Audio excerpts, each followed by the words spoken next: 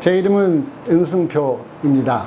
정형외과 의사고 주로 하는 일은 운동하다 다친 사람들 무릎, 발목, 어깨 수술하는 거고요. 운동 좋아하면서 밖에서 놀기 좋아하는 정형외과 의사라고 생각하시면 됩니다.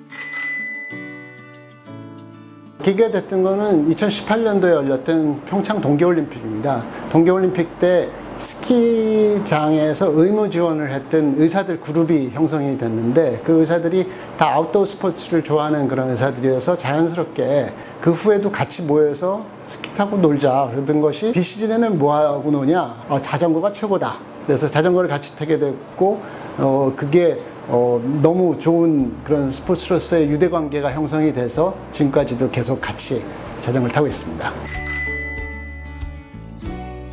예, 제가 생역학과 이제 생리학 쪽을 공부한 그런 스포츠학 전공의 의사이기 때문에 좀 외람된 말씀을 드리면 어떻게 잘하면 잘 될 수 있는지는 잘 알고 있어요. 실행이 안 돼서 그리고 실질적으로 그 능력이 안 돼서 못하는 거지 목표를 잡고 그거를 수치로 볼 수가 있고 그거를 실행을 했을 때 결과물이 나와주는 이런 눈에 보이는 게 이게 내가 하고 있는 게 잘하고 있는 건지 알 수가 없으면은 표를 설정하기도 힘들잖아요. 근데 이게 어느 스포츠보다도 더 이 수학적으로 풀어나갈 수 있는 그런 스포츠거든요. 엄밀한 계획을 세우고 그것을 실행만 시킨다면은 남녀노소 나이와 상관없이 발전을 시킬 수가 있는 거죠. 이 자전거 스포츠적인 그런 특성을 보면은 이게 유산소성 행위도 들어가 있고 무산소성 행위도 들어가 있고 파워의 행위도 들어가 있고 밸런스, 협응력 모든 신체의 기능들을 갖다가 토탈 다 사용하고 써먹을 수 있는 그런 스포츠잖아요.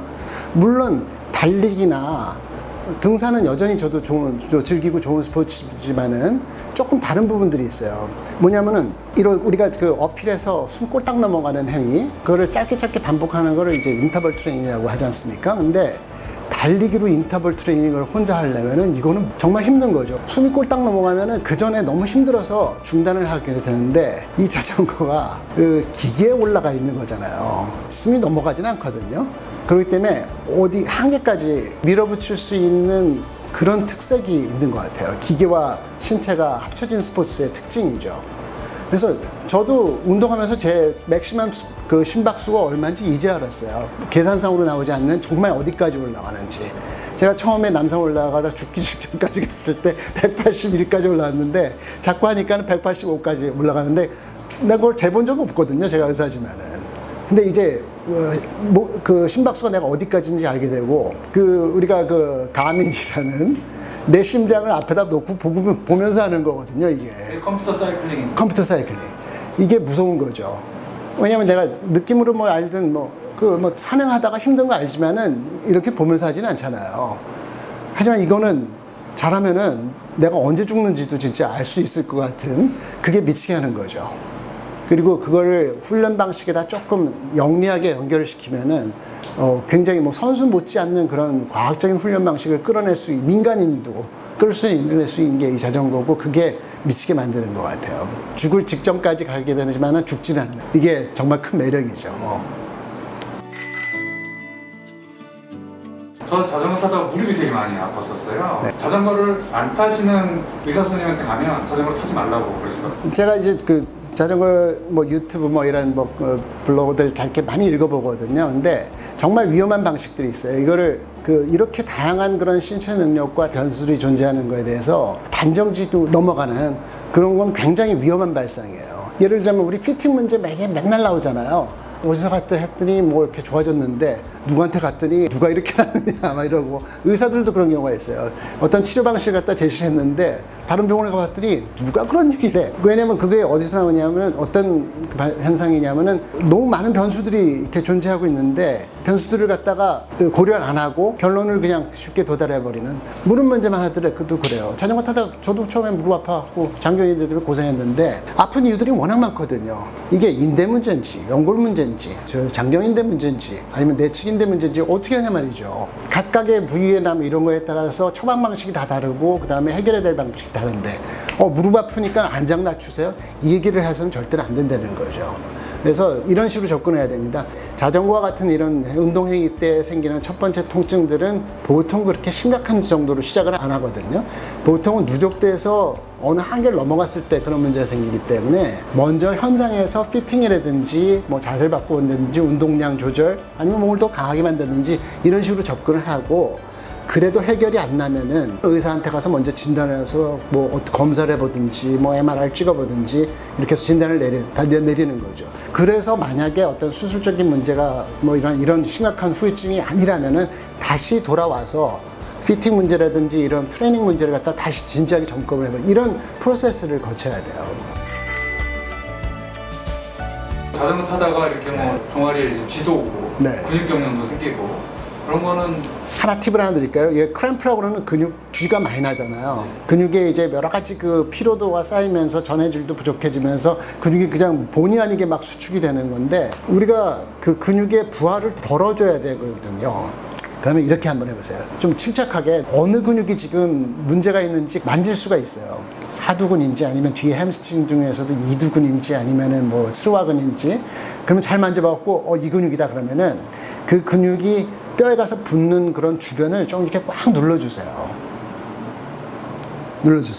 그러면은 그 크램프가 온 그런 근육의 부담을 조금 덜 해주게 되는 그런 효과를. 근데 이런 걸 제가 말씀드렸다시피 가볍게 받아들이셔야 돼요.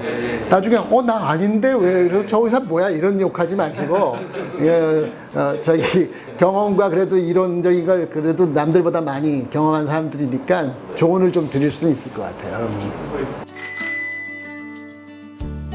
낙차 사고가 났을 때 힘들죠. 그때 막 갑자기 움직이거나 그러면 안 되는 거예요? 어떻게 하는 게 제일 좋을까요? 낙차 좋을까요? 빨리 도움을 줄 수 있는 사람을 부르는 게 제일 중요하죠. 근데 정말 크게 문제가 되는 게 머리하고 목이거든요. 뭐 부러지고 뭐 이런 거 다 처리하면 되잖아요. 근데 먼저 의식이 있는지 그 다음에 척추 손상이 있는지 이거 두 개는 꼭 봐야 돼요. 스스로 체크할 수 있는 거. 스스로 머리 손상이 있으면 스스로 체크 안 되죠. 척추 손상이라는 게 그건 마비 현상을 얘기하는 건데 움직여보면 알죠, 그거는. 그러니까 주변에 정말 도우미가 있어야 돼요, 그거는. 낙차 사고 때 의식이 없으면 뭐 그건 진짜 뭐 이것저것 가릴 게 없지만은 한 가지 중요한 게 다친 포지션이 엎드려 있을 수도 있고 뭐 어디 뭐 이럴 수도 있고 있잖아요. 근데 그걸 함부로 움직이는 거 굉장히 곤란하다는 거죠. 왜냐면 저희가 봐더라도 어딘지 알 수가 없거든요. 그렇다면은 우리가 통나무 굴리기라고 하는데 보통 머리하고 몸통하고 틀어지는 게 굉장히 큰 문제가 돼요. 낙차 사고 났을 때 머리는 어떻게 할 수가 없어요. 그거는 처치할 수도 없고. 근데 목은 옮기는 게 굉장히 중요하거든요. 목인지 흉추인지 알 수도 없단 말이죠. 그랬을 때 이 머리하고 몸통하고 뒤틀어지지 않게 한 통으로 이렇게 움직이는 게 굉장히 중요하다는 거죠. 그래서 원칙대로 하면은 헬멧도 빨리 벗겨주면 안 돼요. 헬멧을 벌리다가 또 사고 2차 손상을 유발할 수가 있기 때문에 아예 응급구조사라든지 이런 앰뷸런스가 올 때까지 기다리는 게 낫죠. 괜히 주섬주섬 모여가지고 뭘 한다고 하다가 더 2차 가해를 주는 게 그렇게 날 수도 있어요. 장거리 투어 할 때 네. 뭐 좀 주의할 점이나 이런 거 있을까요? 전립선 문제는 제 전공은 아닌데 처음에 다 엉덩이 아파갖고 고생하지 않습니까? 근데 이 골반 자세가 분명히 그거는 잘못되어 있기 때문에 물론 거기에 굳은 살도 좀 배겨야 되지만은 실력이 좀 늘수록 골반 위치가 안장하고 맞게 돌아간다고 봐요. 그 골반을 이렇게 약간 굴곡시켜주는 이 크라우칭 포지션이 나와야 되는데 그게 쉽지가 않거든요. 우리 이 코어에는 포지셔널 근육이라는 게 있거든요. 그거는 인위적으로 되는 게 아니라 아예 무의식적으로 잡혀야 되는 그런 근육들을 평소에 훈련을 시켜서 그냥 자전거 안 타고 있을 때도 그런 기본 자세가 나올 수 있게 이렇게 유지하는 게 안전에 굉장히 중요한 것 같아요. 취미 활동이긴 하지만 자전거를 아직 안 타는 분들한테 해주고 싶은 말씀. 이제 안 타는 사람들이 타는 사람들한테 위험하니까 타지 마라 맨날 그 얘기잖아요. 리스크는 있죠. 리스크는 있고 다칠 수도 있고 안 넘어지고 그냥 넘어가서 맨날 다 넘어지는데 그 안전수칙을 진짜 잘 지키고 그 다음에 큰 사고만 피하며 가면 되는 거죠. 근데 자전거를 득실을 따져봐야 될 거 아니에요. 자전거를 타시면서 얻는 그런 체력적인 부분들 체력 훈련은 정말 뭐 다른 거에 비할 수가 없거든요. 체중 살 빼기 그 유산소만 가지고 안 돼요. 이 유산소 같은 건 적응을 해버리기 때문에 그다음에 웨이트 중요하긴 하지만은 웨이트 가지고 지방을 다 떨어낼 수는 없죠. 이 숨 꼴딱 넘어가는 인터벌 훈련만큼 체중 이 군사를 떨어내는데 뭐 좋은 건 없거든요.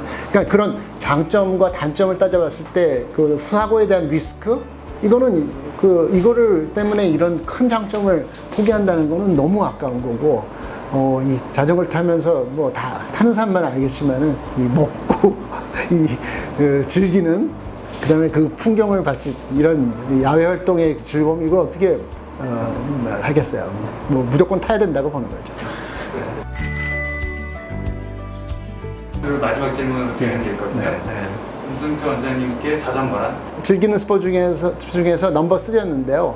지금 넘버 2로 올라갔고 넘버 1이 될지는 모르겠는데 제가 운동을 자꾸 추가하거나 그러지 않거든요. 하던 거 정리하는 그래서 이건 평생 제가 가지고 갈 제 인생의 동반자 제 생활입니다. 이제는 걷는 것보다 제가 자전거 타는 시간이 더 많거든요. 출퇴근 자전거로 하기 때문에 조금 일찍 시작할 거랬는데 너무 그게 좀 아쉬워요. 한 20년 전부터 선배들이 계속 너는 자전거 어차피 타게 되니까 빨리 와라 그랬는데 미루다가 너무 늦게 시작했는데 그게 조금 아쉽습니다. Just ride and enjoy life.